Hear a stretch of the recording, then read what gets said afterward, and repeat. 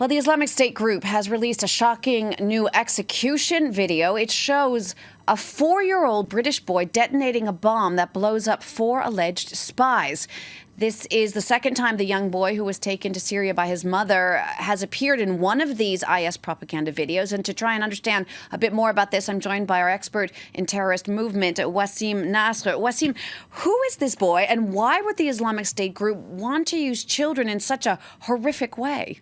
This boy is a son of a British jihadi that joined the Islamic State a few years ago and who was killed by a drone attack. And so the alleged spies that were detonated by this boy, if I may say so, were the ones who gave the information in order to make it happen, in order to make it possible for a drone strike that killed his father. So this is what is said in the video, that he's avenging the death of his father. We see him and we see another British jihadi with him speaking and saying those words. So here we see him. We see he's very, very young. He's like 4 or 5 years old. And here we see other children in jihadi ranks. So you asked me why. Because it's part of their propaganda. This is their way to say that they are forming the new generation, that even if they are killed, their children will pursue this fight. And it's a way for them also to say that they are building a fighting society in this state that they are wishing to implement either in Syria, Iraq, or in other places. So these are training camps. They have training camps for children.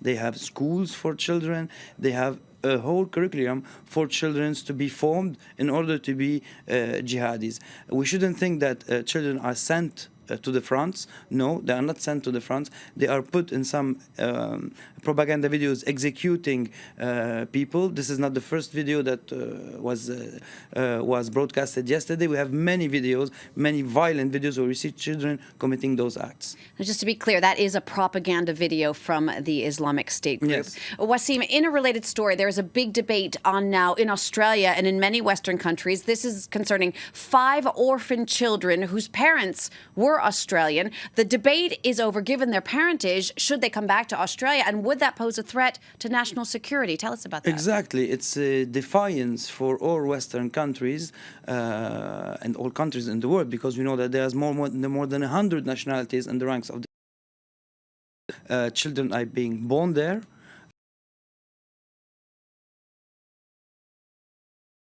On propaganda videos, committing executions or witnessing some of the executions. So it's a big problem. There's a big debate today in Australia that what do we do with those children? Because grandparents, it's the grandparents that who want to take back those children, to bring them back to Australia. How this would be possible in one hand, and on the other hand, the opposition in Australia is saying what would be able to do with those children, despite the fact that they are Australian and that the Australian government is committed to providing them with everything they need, because we shouldn't forget that they are children. And this problem is going to be the problem of each and every country in the West: France, the United States, Germany, the UK. And it poses another problem also, because we know that Western countries are involved in strikes there. So Western strikes are killing Western citizens, which was the case when David Cameron said it in front of his parliament, saying, I ordered the killing of 2 Westerners. Did those 2 Westerners have children? What to become with their children, with their families back home? And we have many other problems, like the fact of declaring them dead.